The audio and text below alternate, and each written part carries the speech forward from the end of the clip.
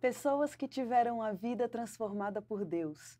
Verdadeiras histórias de conversão rumo à vida.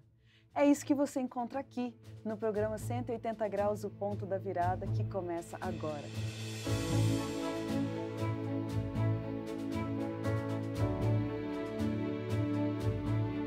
Quando sentimos o toque de Deus na vida, uma mudança acontece.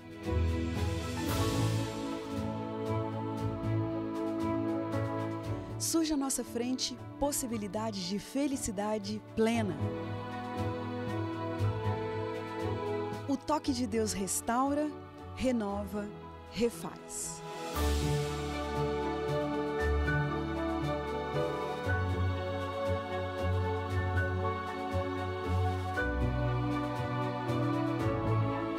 Hoje conheceremos uma pessoa que experimentou essa graça maravilhosa. Ela vai nos contar sobre essa mudança de 180 graus que lhe trouxe paz.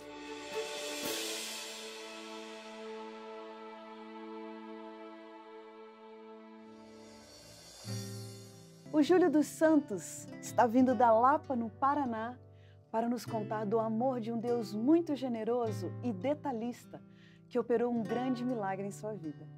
Ele cresceu em uma família cristã, nunca saiu da igreja, nunca abandonou os caminhos do Senhor, nunca se envolveu em caminhos ilícitos e nem nunca apresentou nenhum pecado social de maior destaque. Sempre leu muito a Bíblia, foi campeão de vários concursos bíblicos importantes. E daí você me pergunta, será que ele está no programa certo? Será que uma pessoa assim também passa por uma virada de 180 graus? É isso que nós vamos saber agora, porque o Júlio está aqui com a gente. Júlio, muito prazer. Você é muito bem-vindo aqui no nosso programa, viu? Muito obrigado. Júlio, qual foi a sua primeira noção de Deus ainda na infância? Eu lembro de quando eu tinha por volta de 5 anos de idade, eu estava brincando pela casa e eu entrei no quarto da minha mãe, dos meus pais, e eu acabei encontrando minha mãe sentada sobre a beirada da cama, com uma caixa de sapato velha, aberta e chorando bastante. E aquilo para mim foi um pouco assustador, porque para uma criança, ver uma criança, a sua mãe chorando é difícil.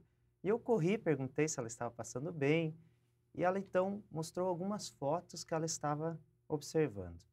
Eram fotos de um menino, o nome dele era Sidney, ele tinha 3 anos de idade.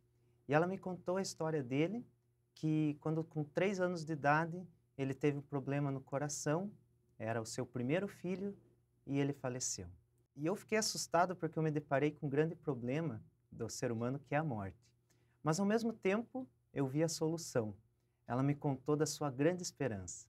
Ela falou que o sonho dela era que um dia, ela tinha lido, que um dia o próprio Jesus, no seu retorno, ia entregar o seu filho nos seus braços, para que ela pudesse terminar de criar lá no céu. E eu fiquei assim comovido com Deus. Eu pensei comigo mesmo, por mais que eu ainda fosse criança, eu pensei, que Deus maravilhoso é esse? Porque por mais que a minha mãe esteja chorando hoje, depois ela vai sorrir, ela vai ficar feliz e eu ainda vou conhecer mais um irmão para cuidar de mim. Olha só, isso para o imaginário de uma criança é um alívio, né? A solução para a morte, desde criança, se a gente já tem a solução para o maior problema da humanidade? Exatamente. Dali em diante, eu queria conhecer um pouco mais sobre esse Deus. E eu fiquei apaixonado por ele. Eu lia a Bíblia, eu pegava uma Bíblia lá, eu lia, eu nem tinha Bíblia, eu pegava do meu pai, e até que eu ganhei a minha, e eu destacava aquilo que eu gostava. Mas isso ainda na infância? Ainda na infância. Eu fui crescendo, adolescente e lendo a Bíblia. E você tinha muito apoio por parte dos seus pais para se envolver com a igreja? Muito, muito. Nós sempre fomos assíduos na igreja. Ele sempre participava, eu participava junto, todos os departamentos que podia ajudar, a gente estava sempre junto. E eu sempre apaixonado por Jesus. E quando você aprendeu a ler, depois um pouquinho mais para frente, o que você gostava de ler? Eu lia muito a Bíblia e eu tinha bastante tempo para ler. Eu ficava cuidando do escritório do meu pai, não tinha televisão, não tinha nada. Eu ficava à tarde lá.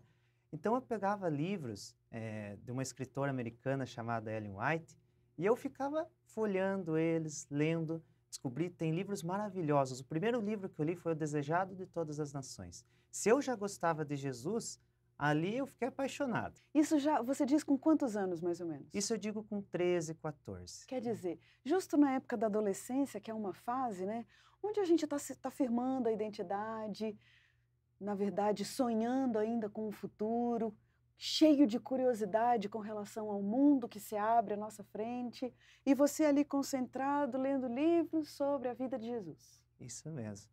E eu gostava muito de ler a Bíblia. A Bíblia em si, para mim, também... Porque assim, eu tinha a noção que ninguém podia me ensinar sobre a Bíblia. Lógico que podiam me instruir. Mas será que estava certo aquilo que estavam falando sobre Jesus, sobre Deus? Que concurso bíblico de grande importância você teve a oportunidade de participar? Foi de 2011.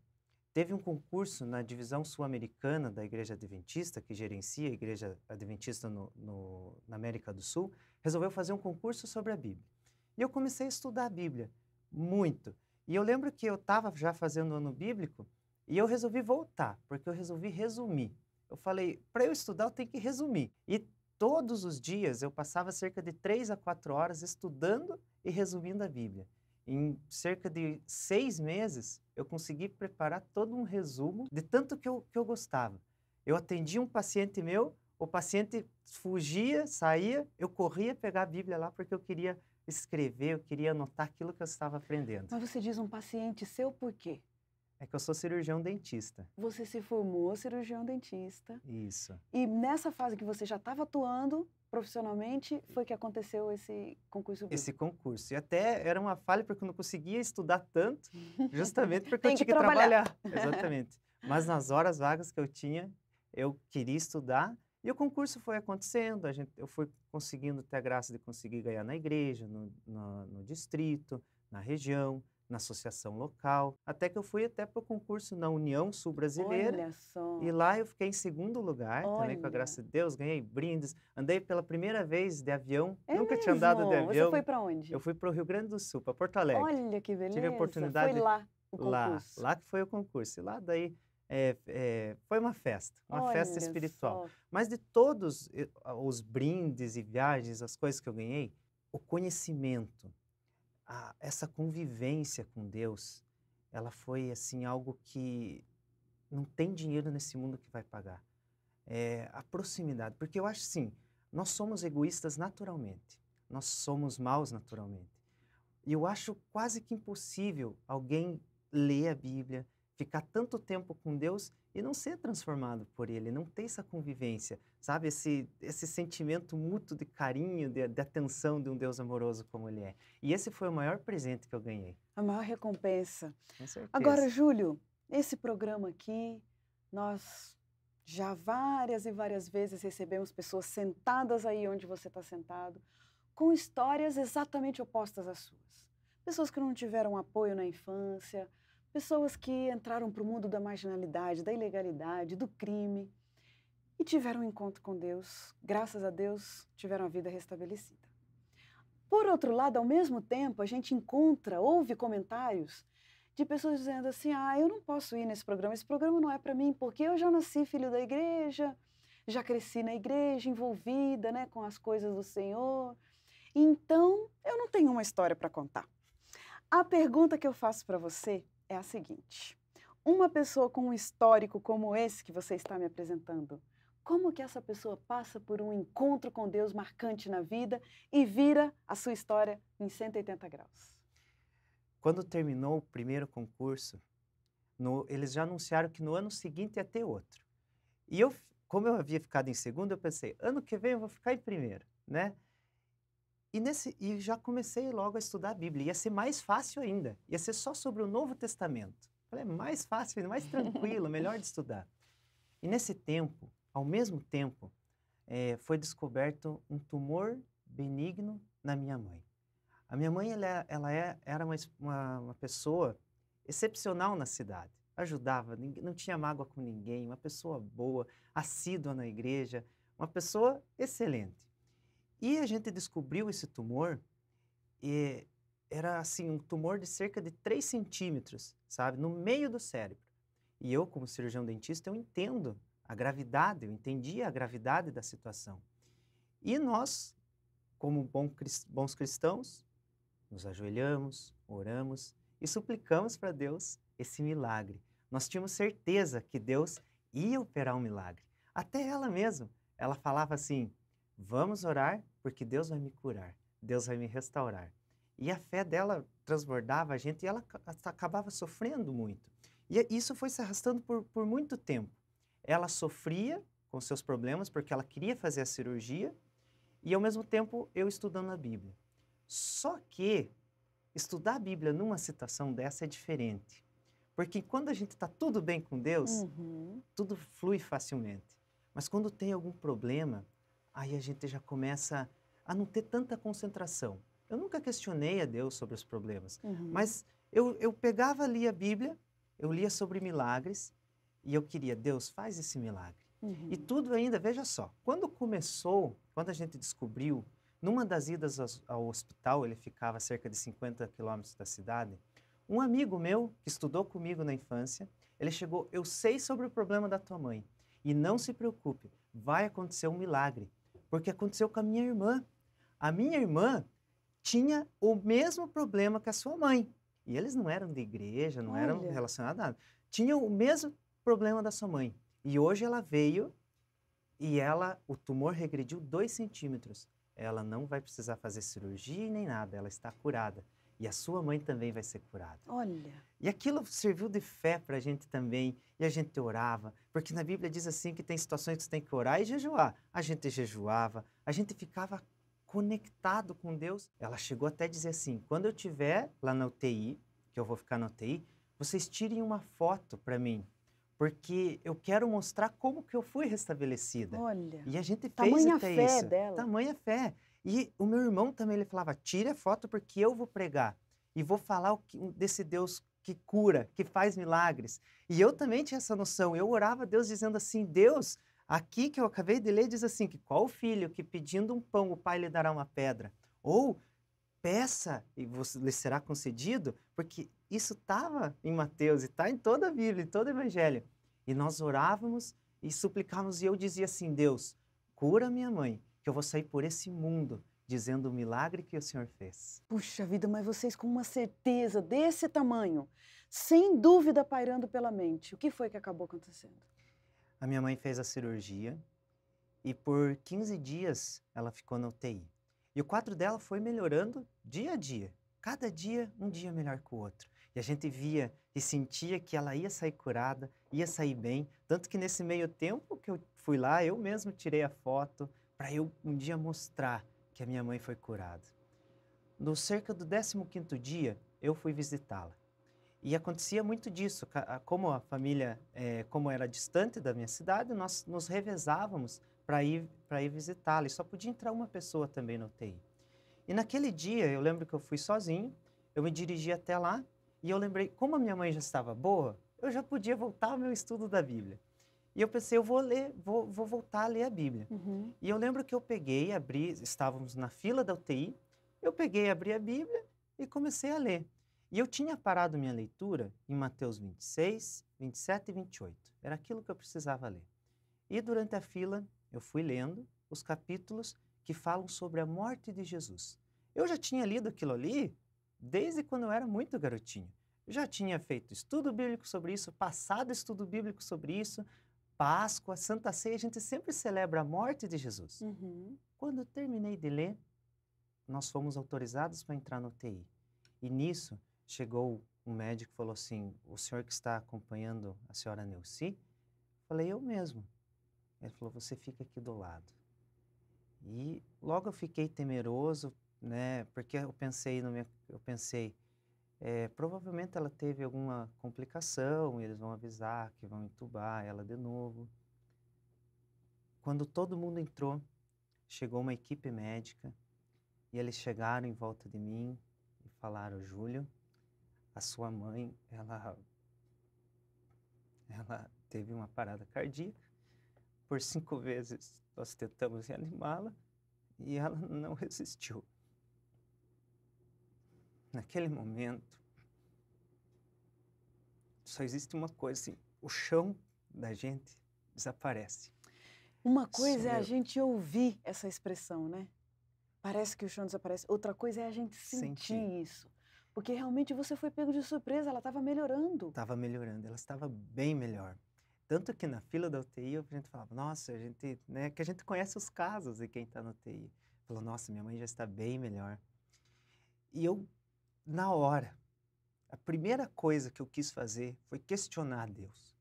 Por que Deus tinha feito aquilo com a minha mãe, comigo, que tão fielmente eu tinha me mantido fiel a Ele?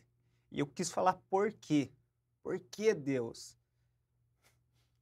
Eu E tentei, você sozinho estava ali, sozinho, tá? não tinha para quem recorrer, né? Para Longe da minha cidade. quem dar um ombro para chorar.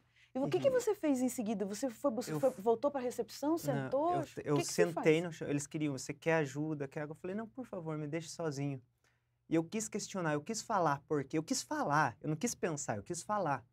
E no momento que eu quis falar, a minha língua travou. E uma voz calma falou no meu ouvido, o que você acabou de ler? Foi um sentimento totalmente diferente do que eu jamais senti na vida. Foi um arrepio que veio do pé à cabeça, mas não pelo arrepio, pelo calor, pelo frio, pela calma, pela paz. Naquele momento, eu entendi duas coisas. Estava doendo muito e eu entendi que doeu muito Deus entregar Jesus para morrer. Eu entendi que Deus sofreu a mesma dor que eu estava sentindo naquela hora. E o segundo e mais importante que eu entendi naquele dia é que Jesus já tinha feito um milagre pela minha mãe. Naquele momento eu entendi realmente o que significa o sacrifício de Jesus na cruz. Porque Jesus, ele resolveu fazer o milagre por completo. O milagre que Jesus faz na nossa vida, ele não é em partes, ele não é egoísta, ele é um milagre por completo. Jesus prometeu que ele vai voltar. E a sua volta só tem sentido se alguém pagar o preço pela morte. Se alguém morrer no lugar do pecador. Jesus podia e pode curar todas as pessoas que estão no hospital nesse momento, pessoas que estão sofrendo. Mas para quê? As pessoas vão, né? Se existe um objetivo, talvez na vida posteriormente, tudo bem, Jesus cura, Jesus salva. Mas Ele sabe o tempo certo de cada um. E cada um tem a mesma oportunidade, conhecê-lo, aceitar esse sacrifício. Quantas vezes eu tinha ouvido falar sobre isso? Quantas vezes eu tinha falado sobre isso? Mas eu nunca vivi isso. Você vê que você vai falando, eu vou me lembrando do apóstolo Paulo, quando ele escreve lá no Novo Testamento, e ele diz o seguinte, porque para mim o viver é Cristo e o morrer é lucro. E a gente fica pensando, mas como que alguém pode pensar que morrer é lucro, sendo que o que a gente mais quer na vida é viver e ainda, obviamente, que os nossos queridos vivam também. Mas é justamente dentro desse raciocínio que você acabou de explicar aqui, que de fato a vida ou a morte não fazem sentido se não for pela entrega a Deus, pela salvação em Jesus Cristo que a gente tem, pela esperança de realmente uma vida eterna, porque se tem uma coisa que interessa é a vida eterna, porque viver aqui e enfrentar a morte com 20 anos ou com 90, de qualquer forma, todos estamos determinados à morte um dia. Agora, Júlio, falar disso depois que um tempo já passou, quanto tempo que já faz? Agora fazem 6 anos, 5 para 6 anos. Pois é, depois de 6 anos, com certeza, é muito diferente de você ter essa noção ali, né? Acabou de receber a mensagem. Essa compreensão toda que você está falando, você já sentiu ali em seguida? A paz foi tão grande que eu comecei a cantar. Veio na minha mente somente um hino e eu cantei. Deus é tão bom, Deus é tão bom, Deus é tão bom, Deus é bom pra mim. Como que uma pessoa pode cantar que Deus é tão bom, sendo que acabou de ouvir que a mãe faleceu? Essa que é o grande mistério, porque a dor, ela dói até hoje. Quando eu entro no meu Facebook, na minha timeline, eu tenho uma pessoa que foi curada alguns dias antes da minha mãe falecer com o mesmo problema. E cada vez que essa pessoa publica uma foto, eu lembro, dói. A morte, a dor, o sofrimento, ele existe. Só que esse é um mistério divino, porque Deus, ele disse que um dia ele ia trazer paz para a gente. Quando a gente encontrasse com ele, não importava, não vai importar o que aconteça, Deus vai conceder a paz. E era um misto, e é um misto de sentimentos que me acompanha até hoje. Eu sinto muita saudade da minha mãe. Mas, ao mesmo tempo, eu me sinto um privilegiado. Eu me sinto confortado, porque naquele dia eu senti que o próprio Deus me consolou. Você disse que eu estava sozinha. E talvez, aos olhos humanos, realmente eu estava sozinho. Mas eu fico imaginando, talvez o meu anjo, talvez o próprio Jesus, talvez Deus o Pai, o Espírito Santo do meu lado, dizendo: dói, eu sei que dói, mas calma, é só mais um pouco, é só mais um pouco e esse sofrimento vai acabar. Júlio, logo em seguida, depois naquele momento de luto ainda, né? Obviamente, essa é uma compreensão que vem, o conforto de Deus, a gente sente, mas a vida segue. E a ausência da pessoa tá em cada momento, em cada ato, você estava ali junto com ela todos os dias. Que cuidados, o que aconteceu que você percebeu que Deus estava cuidando e que Deus estava confortando e consolando a família? Na semana que a minha mãe havia falecido, eu estava voltando a pé do meu consultório até minha casa e a minha esposa me ligou, na época ela era minha namorada, ela me ligou assim porque ela queria me agradar um pouco. Ela disse assim: Júlio, o que você quer comer? Né? O que tua mãe fazia, que você gosta, que você quer comer, que eu vou fazer para você? E eu estava a cerca de 50 metros da minha casa. Eu falei: olha, tem uma coisa que eu vou sentir saudade. Porque a gente tem pratos que a gente gosta. A gente gosta de comer uma pizza bem Uhum, elaborada, uma macarronada, não sei. Mas eu uhum. lembrei de um prato simples que eu gostava. Era arroz, feijão, era um virado de couve, beterraba, salada de beterraba e omelete. E eu falei isso para ela, né? Ela: tá, eu vou fazer para vocês fim de semana. Eu: obrigado, tal. E desliguei o telefone porque eu havia chegado em casa. Desde que a minha mãe havia ido para o hospital, já uns 4 meses entre cirurgia e exames, a gente só comia marmita. Eu Uhum. e o meu pai morávamos e nós comíamos marmita. A gente comprava marmita, o motoboy trazia, então era um mistério, você nunca sabia o que ia Sim. ter. Uhum. Eles sabiam que eu era vegetariano, então toda vida mandavam um ovinho frito lá para mim. Uhum.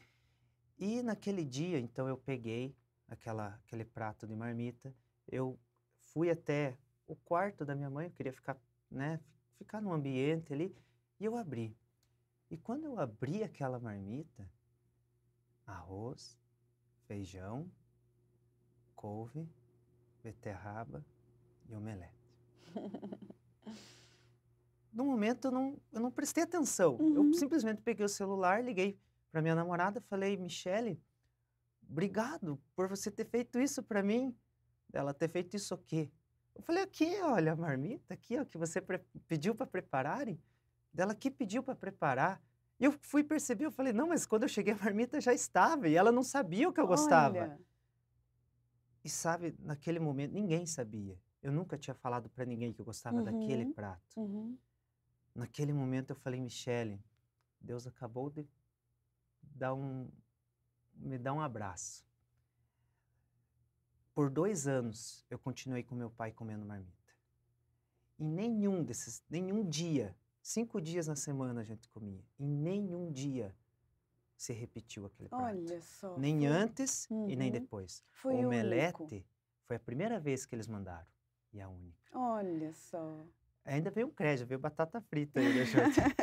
E eles, sabe, naquele momento eu me senti abraçado por Deus. Uhum. Talvez Deus, aquele dia, disse assim para mim: Júlio, você não tem mais a tua mãe para cuidar de você, mas eu estou aqui para te cuidar. Puxa vida, olha, Júlio, é uma experiência tão linda essa, ao mesmo tempo que é doída, a gente sente essa dor também, mas é impressionante que Deus se revela a nós, inclusive em meio aos piores sofrimentos da vida. E graças a Deus que você está aqui hoje, que você não praguejou o nome do Senhor, que a sua fé foi forte, que você foi um batalhador, um guerreiro na fé E realmente Deus, a gente poderia continuar aqui e você poderia contar outras experiências, outras formas como Deus tem guiado, tem cuidado e tem te abraçado ao longo de toda a sua história. A gente louva o nome de Deus e agradece muito a sua presença aqui, tá bom? Obrigado. E a gente tem então no nosso programa aquele momento do ping-pong, vamos lá? Vamos lá. O tempo. Amigo e inimigo. Deus. Tudo. Mãe. Saudade. Futuro. Continuar ao lado de Jesus. Um privilégio. Estar aqui. Uma grande verdade.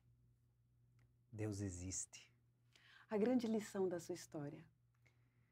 Nós vamos passar por sofrimentos nessa vida. Deus nunca disse que não iríamos sofrer, mas Ele disse que sempre vai estar do nosso lado. Casamento. Uma bênção. Liberdade. Estar do lado de Deus ainda. Um sonho.